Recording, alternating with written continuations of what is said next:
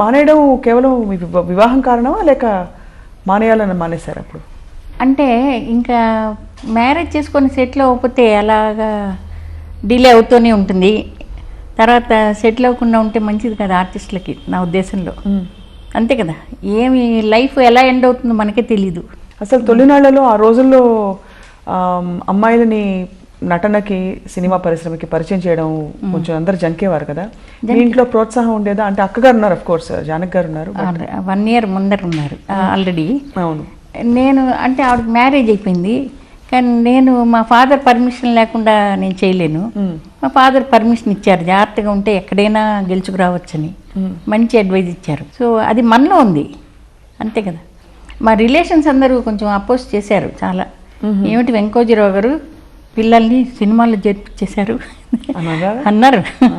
కానీ ఆంధ్రాలో సినిమాలు అవి చూశాక మా పిల్లల్ని కూడా చేర్చుకుంటారా అని అడిగేవాళ్ళు.